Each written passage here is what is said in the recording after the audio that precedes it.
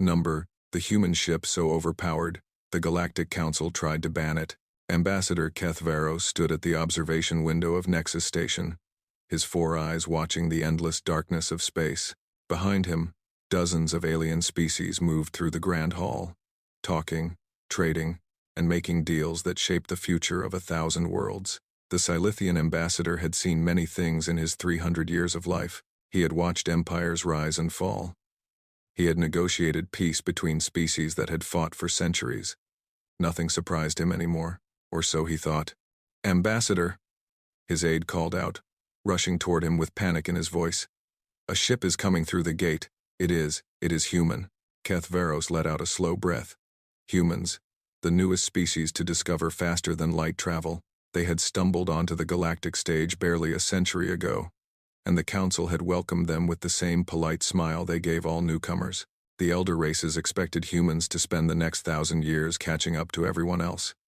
They were young, they were primitive, they were nothing special. "Let them come," Kethvaros said calmly. "First contact protocols are simple enough. Send a greeting and guide them to the visitor docking area." His aide did not move. His membrane-covered fingers were shaking as he held up his datapad. "Ambassador, you need to see this." Kethvaros turned and took the device. His throat sacs, which usually pulsed with a calm rhythm, suddenly went still. The sensor readings on the screen made no sense. Energy output that exceeded anything the Silithians had ever built. Hull materials that were not in any database. A drive signature that their computers could not identify. "This cannot be correct," Kethvaros said slowly. "I ran the scan 3 times," his aide replied. "The results are the same." Through the observation window, the human ship emerged from the darkness. Kethvaros had seen beautiful vessels in his long life. Silithian cruisers were elegant spirals of silver and blue, designed to look like the great sea creatures of their homeworld. Torvakian warships were covered in weapon arrays that glittered like stars. Even the insectoid Vrelith built ships that had a strange and terrible beauty. The human ship had none of that. It was a massive block of gray metal, ugly and square and brutal. It looked like someone had taken a fortress and thrown it into space. There were no curves, no decorations, no attempt to make it pleasing to the eye. It simply existed, solid and heavy, and somehow threatening just by being there. "What is that thing?" someone whispered behind him. Kethvaros realized that a crowd had gathered at the windows. Ambassadors from a dozen species stood frozen, staring at the approaching vessel. He could feel their fear. It hung in the air like smoke. "It is just a ship," Kethvaros said, trying to sound calm. "The humans are newcomers. They probably do not know how to build proper vessels yet. This is likely the best they can do." But even as he spoke the words, he did not believe them. There was something about the way the ship moved. It glided through space with a precision that should have been impossible for something so large. Every course correction was perfect. Every adjustment was smooth. This was not the clumsy movement of a primitive species. This was the controlled power of something very, very dangerous. The ship requested permission to dock. The station controllers, too stunned to argue, granted it immediately. Kethvaros watched as the massive vessel slid into the docking ring, moving with the care of a predator that knew it had no enemies. "I want to meet them," Kethvaros announced. "I want to see who builds something like this." His aide looked horrified. "Ambassador, perhaps we should wait for security protocols." Now, the docking bay was chaos when Kethvaros arrived. Station security had formed a line in front of the human ship's airlock, their weapons drawn. Behind them, a crowd of curious onlookers pressed forward, trying to see. The air was thick with tension. The airlock opened with a soft hiss. A human woman stepped out. She was shorter than Kethvaros expected, with dark hair pulled back from her face and eyes the color of deep space. She wore a simple gray uniform with a symbol on the shoulder that he did not recognize. Behind her, more humans emerged, all of them carrying themselves with the same quiet confidence. The woman looked at the security forces pointing weapons at her. She did not seem concerned. "I am Captain Elena Vasquez of the UES Persistence," she said, her voice calm and clear. "We come in peace. We are here to introduce ourselves to the Galactic Council." Kethvaros pushed through the crowd. The security forces parted for him, recognizing his rank. He stopped in front of the human captain and studied her carefully. She met his gaze without flinching. I am Ambassador Kethvaros of the Silithian hegemony, he said. Welcome to Nexus Station. Your arrival has caused quite a stir. Captain Vasquez glanced at the weapons still pointed at her crew. A small smile crossed her face. I can see that. Is this how you greet all visitors? Only the ones who arrive in ships that our sensors cannot understand. Kethvaros gestured at the massive vessel behind her.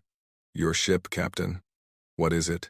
The Persistence is an explorer-class vessel, Vasquez replied. She is designed for deep space research and first contact situations, like this one. Explorer class, Kethvaros repeated. The words did not make sense to him. This brutal fortress of a ship was meant for exploration.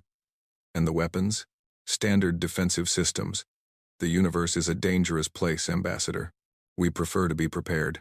Kethvaros felt his throat sacs pulse with unease. He had seen the sensor readings.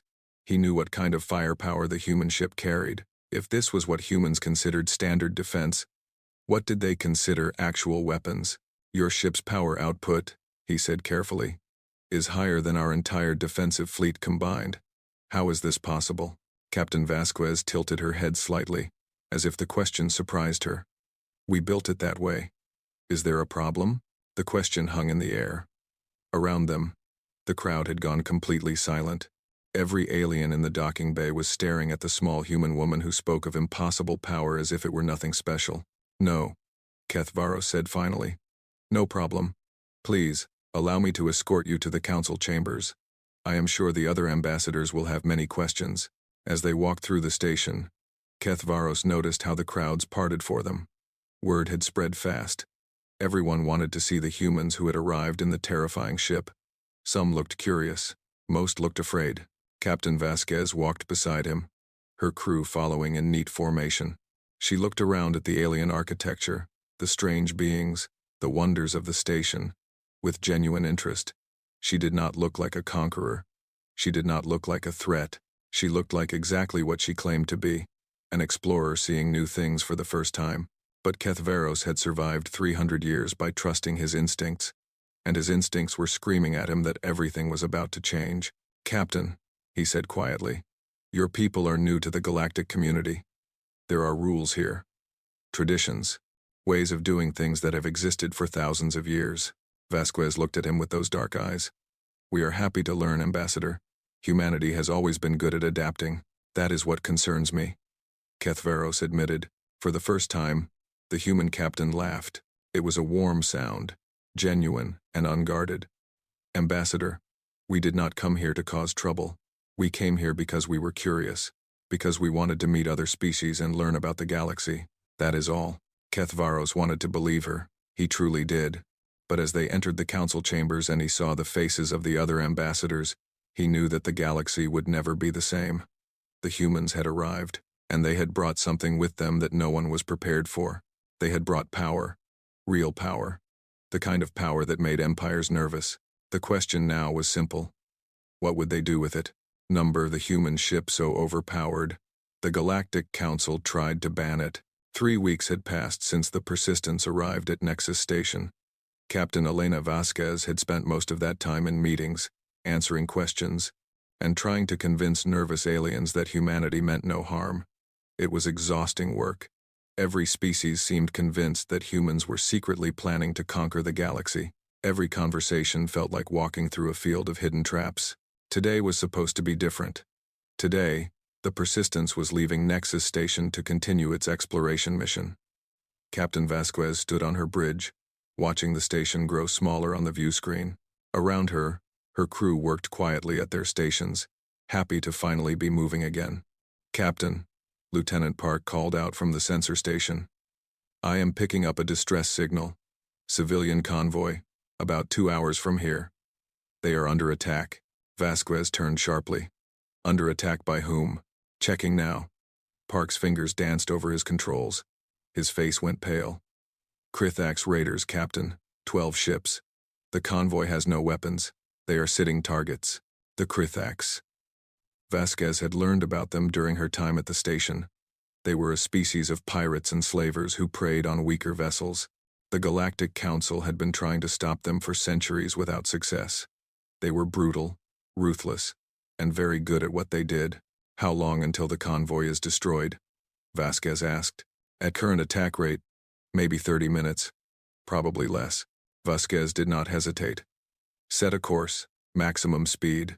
Her first officer, Commander Williams, stepped closer to her chair. Captain, the Council specifically asked us not to get involved in local conflicts. They said our presence might cause complications. Those are civilian ships, Commander.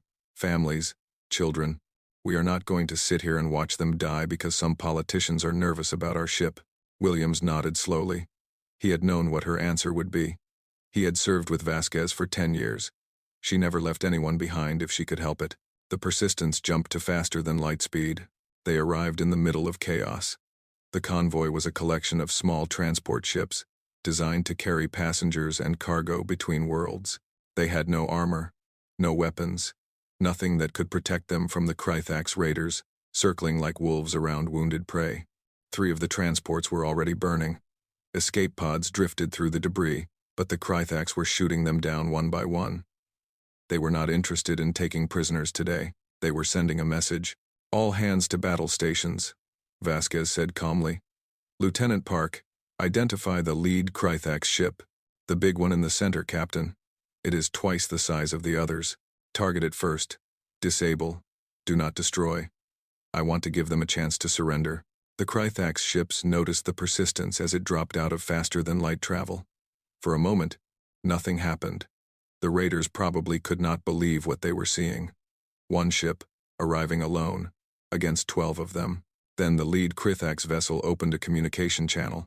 A harsh, clicking voice filled the bridge. Unknown vessel. This is Commander Vrex of the Krythax Dominion. You are interfering with lawful conquest. Leave now, or you will be destroyed with the rest. Vasquez leaned forward in her chair. Commander Vrex, this is Captain Vasquez of the human vessel Persistence. I am ordering you to stand down immediately and release all prisoners. You have 30 seconds to comply. Laughter came through the channel. The sound was like breaking glass. One ship threatens 12. You humans truly are as stupid as they say. Kill them. The Krythax ships turned toward the Persistence. Weapons powered up, missiles launched. In any normal battle, the human ship would have been overwhelmed in seconds. This was not a normal battle. Defensive systems active, Lieutenant Park reported. Point defense engaging. The Persistence came alive. Lasers that moved faster than the eye could follow sliced through the incoming missiles. Not one reached the hull. The Krythax fired again and again, and every shot was stopped, blocked, or destroyed before it could cause damage. They are not even scratching us, Commander Williams said quietly. Return fire, Vasquez ordered. Disable their engines, all ships. What happened next would be talked about in the galaxy for years to come. The Persistence fired everything at once. Kinetic rounds moving at incredible speed punched through Krythax armor like paper. Energy beams cut through engine cores with surgical precision. Missile swarms launched and found their targets before the raiders could even react. In 43 seconds, it was over. 12 Krythax ships drifted dead in space. Their engines were destroyed. Their weapons were offline. They were completely helpless. Not a single raider had been killed. But they could not fight, could not run, could not do anything except wait. The bridge of the Persistence was completely silent. Captain, Park said slowly. The Krythax are surrendering. All ships. Vasquez let out a breath she had not realized she was holding. Contact the convoy survivors. Tell them help is coming. And get me Commander Vrex. The Krythax commander appeared on the view screen. He looked different now. The arrogance was gone from his face. His eyes were wide with something Vasquez recognized. Fear. How? Vrex demanded. How is this possible? What are you? I am human, Vasquez replied simply. And you are under arrest for piracy, murder, and crimes against sentient beings. Stand by to be boarded. The rescue operation took several hours. The Persistence's crew worked alongside the convoy survivors, pulling people from damaged ships and treating the wounded. Vasquez made sure everyone received help, including the Krythax prisoners. They were criminals, but they were still living beings. When it was over, Vasquez ordered the convoy escorted to the nearest safe port. The Krythax ships were towed behind them, their crews in custody. It had been a good day. Lives had been saved. Justice had been done. But Vasquez knew that the real problems were just beginning. She was right. 2 days later, she stood before the Galactic Council Tribunal. The chamber was massive, filled with representatives from every major species. They looked down at her from elevated platforms, their faces showing a mixture of anger, fear, and something else she could not identify. High Arbiter Morvan, a being made of living crystal, spoke first. Captain Vasquez, you stand before this council to explain your actions in the Nexar corridor. You engaged in combat against Krithak's forces, without council authorization. I saved a civilian convoy from being massacred, Vasquez replied. That is not the issue.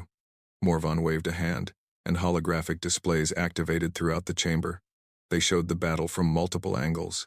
Sensor readings scrolled across screens. The issue is how you saved them. The recordings played. The council watched in silence as the Persistence tore through the Krithak's fleet like it was nothing. When it was over, no one spoke for a long moment. We count 17 different weapon systems, Morvan said finally. Point defense lasers that our sensors could barely track. Kinetic accelerators firing projectiles at speeds we did not think possible. Missiles with guidance systems beyond anything in our databases. And something that our scientists cannot explain at all. Plasma lances, Vasquez offered. Miniaturized solar compression technology. Standard equipment on our Explorer-class vessels. The silence that followed was deafening. Ambassador Kethvaros stood up from his platform. His throat sacs were pulsing rapidly. Captain Vasquez, you told us the Persistence was an explorer ship, a research vessel. It is. Then why does it carry enough firepower to destroy a fleet? Vasquez looked around the chamber at all the alien faces staring at her. She chose her next words carefully. Because the universe is dangerous. We learned a long time ago that being peaceful does not mean being weak. The Persistence is built to explore unknown space, to make contact with new species, to study things no one has ever seen before. But she is also built to survive anything she might encounter. We do not separate those two ideas. This is what you consider self-defense? Someone called out. Yes. Then what do you consider a warship? Vasquez smiled slightly. Something you really do not want to see. The chamber erupted into noise. Alien voices shouted over each other. Some demanded answers. Others demanded action. The fear in the room was so thick, Vasquez could almost taste it. She understood their fear. She even respected it. But she would not apologize for what she was. She would not apologize for being human. The human ship. So overpowered. The Galactic Council tried to ban it. The emergency session began at midnight. Station time. The council chamber was sealed.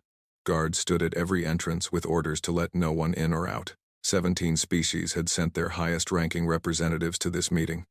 Humanity was not invited. Ambassador Kethvaros sat in his designated place, watching the others arrive. He had not slept in 2 days. Every time he closed his eyes, he saw the same thing. The human ship tearing through the Krithak's fleet like they were toys. 43 seconds.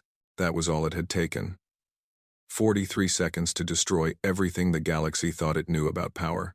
High Arbiter Morvan called the session to order. The crystal being's body flickered with agitation, colors shifting rapidly beneath his transparent surface. We all know why we are here. The human situation has become critical. We must decide what to do about it. Admiral Torvak, the military commander of the Torvakian Empire, stood immediately. He was a massive creature, covered in thick scales and natural armor. His species had been the dominant military power in the galaxy for over 10,000 years. Now he looked worried. We must act before it is too late, Torvak growled. You all saw what one human ship did to those Krithak's raiders. One ship. And the human captain called it an explorer vessel. She said it was not even a warship. Perhaps she was lying, suggested the Veloci delegate, a tall being with 6 arms and compound eyes. Our sensors do not lie. That ship carries more firepower than anything we have ever built. And according to our intelligence, the humans have 46 more like it. The chamber went cold. Kethvaros had suspected as much. But hearing the number spoken out loud made it real.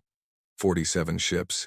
Each one capable of destroying fleets. Each one built by a species that had only discovered faster-than-light travel a century ago. How is this possible? Someone asked. They are so young. They should be flying basic shuttles, not weapons of war. That is what we need to discuss, Morvan said. The humans have clearly been hiding their true capabilities. The question is why, and what they plan to do with all that power. Admiral Torvak slammed his fist on the table. Does it matter why? They are dangerous. We cannot allow them to continue building these ships. What happens when they decide they want something that belongs to us? What happens when they stop being friendly? We have no evidence that humans have hostile intentions, Kethvaros said carefully. Captain Vasquez used her ship to save innocent lives. She could have destroyed the Krithaks completely, but she chose to disable them instead. That does not sound like a species planning conquest. Today they save lives. Tomorrow they take them. Torvak's yellow eyes blazed with certainty. I have seen this pattern before. A new species rises, gains power, and then decides it deserves to rule. The humans are no different. We must stop them while we still can. The Veloci delegate leaned forward. And how exactly do you propose we do that? If one of their ships can defeat 12 Krithaks raiders in less than a minute, what chance do our fleets have? We do not fight them directly. We use other methods. Morvan's crystalline form pulsed with interest. Explain. Torvak looked around the chamber, making sure he had everyone's attention. The Interstellar Accords, Article 7. The Council has the authority to restrict any technology deemed destabilizing to galactic peace. We invoke that article. We declare human shipbuilding specifications to be a threat to stability. We force them to use standardized designs approved by the Council. And if they refuse, Kethvaros asked, then we cut them off. Complete isolation. No trade, no treaties, no access to Council space. Every species in this room agrees to have nothing to do with humanity until they comply. They need us more than we need them. They will have no choice. The chamber fell into heated discussion. Some supported the plan immediately. Others had doubts. A few spoke against it entirely, warning that trying to control humans might make things worse. Kethvaros listened to all of it, his throat sacs pulsing with troubled thoughts. He did not trust the humans, but he was not sure he trusted Torvak's plan either. Trying to cage a dangerous creature often just made it angry. But what choice did they have? After hours of debate, Morvan called for a vote. The resolution was simple. Humanity would be given a choice: accept Council restrictions on their shipbuilding, or face total isolation from galactic society. Their current vessels would be decommissioned. Future ships would follow approved designs that the Council could monitor and control. The vote was almost unanimous. Only the Veloci abstained. It is decided, Morvan announced. We will present this resolution to the human delegation tomorrow. Ambassador Kethvaros, you have had the most contact with their captain. You will deliver the message. Kethvaros felt his stomach sink. He had hoped to avoid this responsibility. As the Council wishes, the meeting ended, but small groups continued talking in hushed voices. Kethvaros noticed that everyone seemed relieved. They had taken action. They had done something about the human problem. They could sleep easier tonight. He was not so sure. On his way back to his quarters, Kethvaros passed by the observation deck. Through the windows, he could see the Persistence still docked at the station. The ugly gray ship sat there like a sleeping predator. Quiet and still, but radiating danger even at rest. A human crew member was standing at the window, looking out at the stars. He was young, barely an adult by human standards. He noticed Kethvaros watching and nodded politely. Beautiful view, the human said. I never get tired of looking at space. Kethvaros walked closer. You are from the Persistence? Yes, sir. Engineering crew. Just taking a break while we wait for the captain to finish with all the political stuff. The human smiled. You must be Ambassador Kethvaros. Captain Vasquez mentioned you. She said you seemed like a reasonable person. Did she? She did. Said you actually listened when she talked instead of just waiting for your turn to speak. That is rare, apparently. Kethvaros studied the young human. He seemed so ordinary. No natural weapons. No armor. No obvious physical advantages. Just a small, soft creature standing alone in a station full of beings who could kill him easily. And yet this small, soft creature came from a species that built ships like the Persistence. May I ask you something? Kethvaros said. Sure. Your ship, the Persistence. Why is it built that way? Why does it have so many weapons, so much power? Your people are explorers. You say you come in peace. Why build something so dangerous? The human was quiet for a moment, thinking about the question.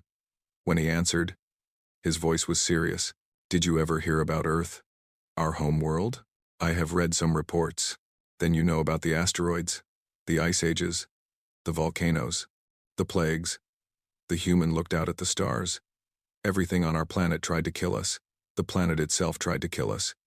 We survived because we learned to build things that could handle anything, ships that could cross oceans in storms, buildings that could survive earthquakes, machines that could work in any conditions. He turned to face Kethvaros directly.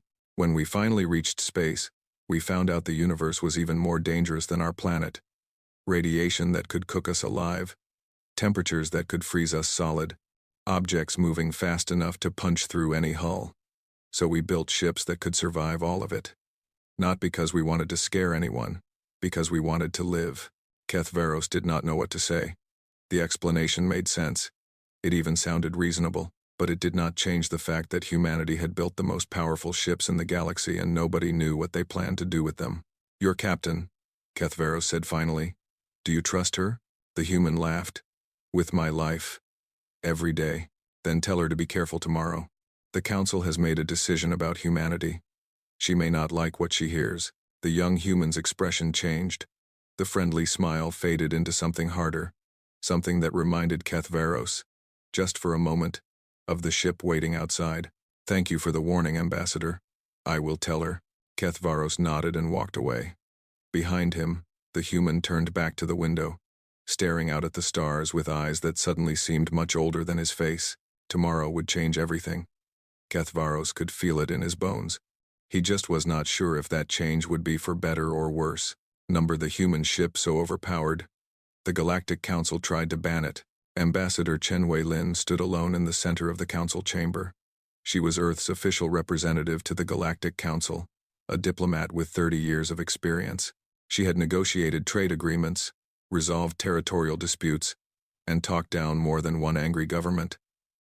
Nothing had prepared her for this moment. The chamber was full. Representatives from every council species filled the elevated platforms around her. They looked down at her like judges at a trial. Some wore expressions of stern determination. Others looked nervous. A few seemed almost afraid. Ambassador Kethvaros stood at the central podium, his throat sacs pulsing with obvious discomfort. He held a datapad containing the council's resolution. Chen could guess what it said. The young crew member from the Persistence had passed along his warning last night. Ambassador Chen, Kethvaros began formally. The Galactic Council has convened to address concerns regarding humanity's military capabilities. After careful consideration, we have reached a decision. Chen nodded calmly. I am listening. The Council has invoked Article 7 of the Interstellar Accords. Your species' shipbuilding technology has been deemed a threat to galactic stability. Effective immediately, all human vessels must conform to Council-approved designs. Your current fleet will be decommissioned and replaced with standardized ships that meet our specifications. Murmurs rippled through the chamber. Chen said nothing. Kethvaros continued, his voice strained. If humanity refuses to comply, the Council will have no choice but to implement total sanctions. All trade agreements will be suspended. All diplomatic relations will be frozen. Human ships will be denied access to Council space. Your species will be completely isolated until you accept these terms. The chamber fell silent. Everyone waited for Chen's response. She let the silence stretch for a long moment. Then she smiled. But there was no warmth in it. May I respond? You may. Chen took a slow breath. Ambassador Kethvaros, members of the Council, I understand your concerns. I truly do. You have encountered something you did not expect, and your first instinct is to control it. That is a natural reaction. But I must tell you that you are making a serious mistake. Admiral Torvak leaned forward from his platform. A mistake? We are protecting the galaxy from a potential threat. There is no mistake in that. The mistake, Chen replied, is in thinking you understand us at all. She pressed a control on her wrist, and holographic images appeared in the air around her. Earth, blue and green and beautiful. But the images changed quickly, showing the planet's history. Asteroid impacts that killed millions. Ice ages that nearly drove humanity to extinction. Plagues that swept across continents. Wars that left entire regions in ruins. This is where we come from, Chen said. A world that has been trying to kill us since we first evolved. Every generation of humans has faced some new disaster, some new threat that could have ended our species, and every generation has survived. The images shifted again. Ancient sailing ships crossing stormy oceans, early aircraft flying through dangerous skies, rockets launching into the unknown darkness of space. We did not survive by being careful. We did not survive by waiting for someone else to protect us. We survived by building things that could withstand anything the universe threw at us, by refusing to give up, no matter how bad things got, by being stubborn and determined and absolutely relentless in our will to live. Chen let the images fade. She looked around the chamber at all the alien faces watching her. You look at our ships and you see weapons. You see power that frightens you. But you are missing the point entirely. The Persistence and her sister ships are not built that way because we want to conquer anyone. They are built that way because the universe does not care about intentions. The universe does not care if you are peaceful or aggressive, good or evil. It will kill you just the same if you are not strong enough to survive. High Arbiter Morvan's crystalline form flickered. You speak of survival, but your ships are capable of far more than mere survival. They could destroy civilizations. Yes, they could, Chen admitted. But we have not used them that way. Captain Vasquez could have annihilated those Krithax raiders. She chose to disable them instead. She saved innocent lives while causing minimum casualties, even among the enemy. Does that sound like a species preparing for conquest? It sounds like a species testing its capabilities, Torvak growled. Learning what it can do before it decides what it wants. Chen turned to face him directly. Admiral, let me be very clear about something. Humanity has been in space for barely a century. In that time, we have built 47 ships that make your most powerful vessels look like toys. We did this while also establishing colonies on 12 worlds, curing diseases that plagued our species for thousands of years, and developing technology that your scientists cannot even understand. She paused, letting the words sink in. If we wanted to conquer the galaxy, we would have done it already. The fact that we are standing here, trying to have a diplomatic conversation with you, should tell you everything you need to know about our intentions. The chamber was completely silent now. Chen could see doubt appearing on some faces, fear on others, and something else on a few, something that might have been respect. We will not accept your restrictions, Chen continued. We will not decommission our ships. We will not allow you to decide what we can and cannot build. These terms are not negotiable. Torvak stood up, his scales bristling with anger. Then you leave us no choice. The Council will implement full sanctions. Humanity will be cast out of the galactic community. You can try, Chen replied calmly. But I want you to think very carefully about what you are doing. You are not just threatening us with isolation. You are making enemies of a species that has never been defeated, a species that does not know how to give up, a species that has spent its entire history learning how to survive against impossible odds. She looked around the chamber one final time. We came here offering friendship. We came here hoping to learn from you and share what we know. We came here in peace. But if you force us to be your enemies, we will be the worst enemies you have ever faced. Not because we want to be. Because that is what survival has taught us to be. Chen straightened her uniform and began walking toward the exit. Wait, Kethvaros called out. Ambassador Chen, surely there is room for negotiation. Perhaps a compromise. There is no compromise on our survival, Chen replied without turning around. Our ships are not a threat to you unless you make them one. The choice is yours. She reached the door and paused. One more thing. You have seen what one of our explorer ships can do. You have 46 more ships to worry about, including actual warships. And you have an entire species that has been fighting to survive since before your civilizations existed. Chen turned to face the Council one last time. Her expression was calm, but her eyes were hard. Choose wisely. She walked out of the chamber, leaving chaos behind her. Voices shouted over each other. Arguments broke out between delegations. Admiral Torvak was demanding immediate military action. Others were calling for caution. Kethvaros stood at his podium, watching the disorder spread. He had feared this outcome. He had tried to warn the others that pushing humanity too hard might backfire, but no one had listened. Now they would all have to live with the consequences. On the observation deck, the young engineer from the Persistence stood watching Ambassador Chen walk through the station. His communicator buzzed. Bridge to all crew. Captain Vasquez's voice said, Prepare for departure. We are leaving Nexus Station within the hour. The engineer took one last look at the stars. Then he turned and headed back to his ship. Whatever happened next, he knew one thing for certain. Humanity would face it together. Number the human ship so overpowered, the Galactic Council tried to ban it. 6 months passed like a slow nightmare. The Galactic Council had implemented their sanctions against humanity, cutting off all trade and diplomatic contact. Most species followed the ban without question. A few quietly maintained unofficial relationships, trading in secret for human technology and goods. Everyone waited to see what would happen next. The Krithax answered that question with fire. They came in force. Not the raiding parties that had terrorized shipping lanes for centuries, but a full invasion fleet. 300 warships carrying millions of soldiers. They struck at the border systems first, overwhelming the scattered defenses in hours. Then they pushed deeper into Council space, taking world after world with brutal efficiency. The Krithax had watched humanity humiliate their raiders. They had watched the Council try to isolate humanity in response. And they had realized something important. The galaxy was afraid. The galaxy was distracted. The galaxy was weak. Ambassador Kethvaros stood on the bridge of his flagship, the Pride of Silithia, watching the tactical display turn red. 3 star systems had fallen in the last week. 2 more were under siege. The combined fleets of 7 species were fighting desperately to hold the line, but they were losing ground every day. Ambassador, his captain reported, the Torvakian fleet has been forced to retreat from the Nexar system. The Krithax are advancing on our position. Kethvaros stared at the display. So many red dots. So many enemy ships. The Krithax had been building in secret for years, hiding their true strength until the perfect moment.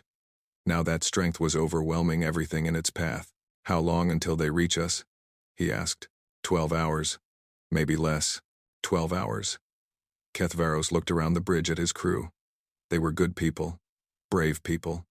They would fight to the last breath to defend their home. But bravery alone would not be enough. Not against this enemy. Sir, the sensor officer called out suddenly. I am detecting new signatures entering the system. Many signatures. More Krithax? Kethvaros felt his throat sacs go cold.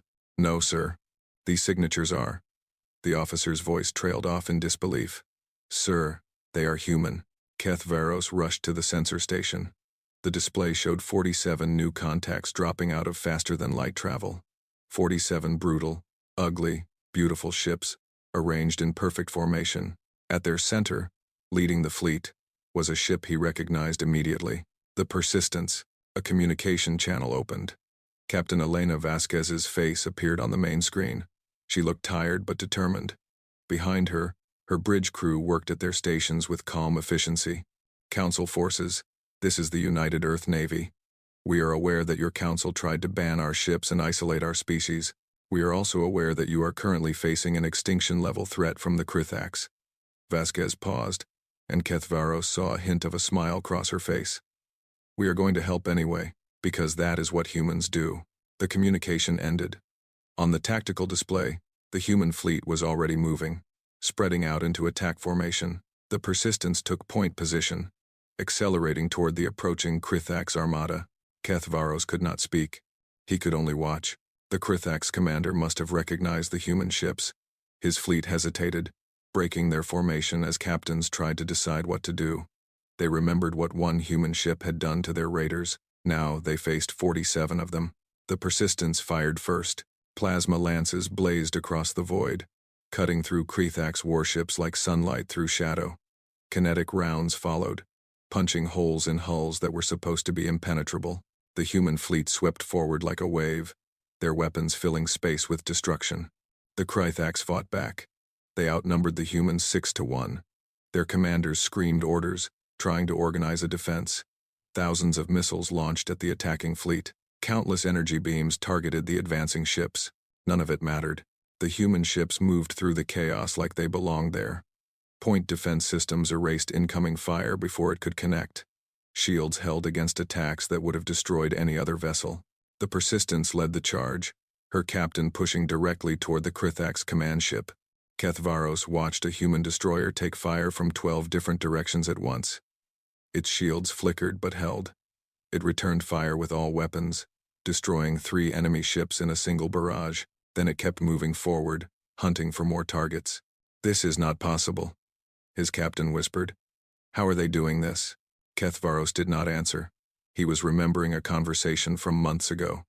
A young human engineer, explaining why his people built ships the way they did. "Everything in the universe has tried to kill us," the young man had said.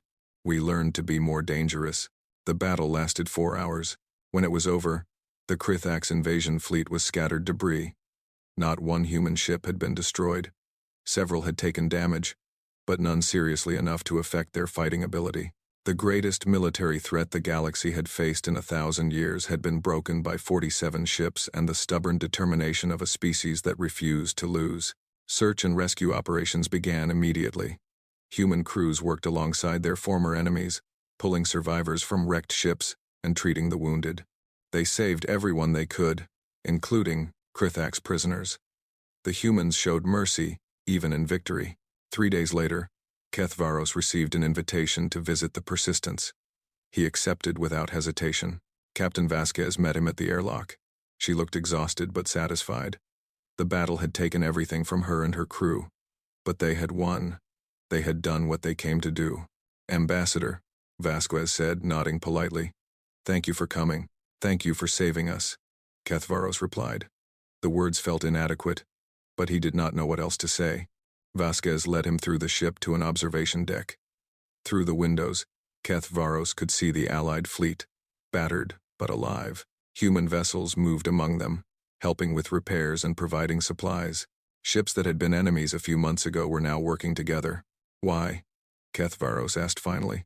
"After everything we did to you, after we tried to ban your ships, isolate your people, why did you come?" Vasquez was quiet for a long moment, staring out at the stars. When she spoke, her voice was soft. "Because the universe is dangerous, Ambassador. Too dangerous for any species to face alone. Even us." She turned to face him. "You tried to control us because you were afraid. I understand that. Fear makes people do foolish things. But here is something about humanity that you need to understand." She stepped closer, her dark eyes meeting his. "We do not abandon people just because they are afraid of us. We do not let innocent worlds burn because their governments made bad decisions. When we see people in trouble, we help. That is who we are. That is what survival taught us. You cannot face the darkness alone. You need others standing beside you." Kethvaros felt something shift inside him. All his life, he had believed that power was the only thing that mattered in the galaxy. The strong survived. The weak served or died. That was the way of things. But the humans had shown him something different.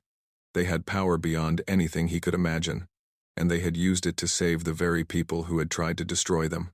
Not for profit, not for territory, not for revenge, because it was the right thing to do. Slowly, Kethvaros performed the Silithian gesture of deepest respect, his throat sacs expanding fully. "Captain Vasquez, I believe the Council has much to learn from humanity, if you will teach us." Vasquez smiled. This time, there was real warmth in it. "We would be happy to. That is what we came out here for in the first place. To learn, to explore, to make friends." She held out her hand in the human gesture of greeting. "Shall we start over?" Kethvaros looked at the offered hand. Such a small gesture, such a simple thing, but he understood what it meant. A chance to begin again. A chance to build something better than fear and suspicion. He reached out and took her hand. "Yes," he said. "I think we shall." Outside the observation window, the human fleet turned toward home. But they did not travel alone. Ships from a dozen species followed in their wake, flying alongside the vessels they had once feared. The galaxy had tried to ban humanity's strength. Instead, they had discovered its heart, and nothing would ever be the same again.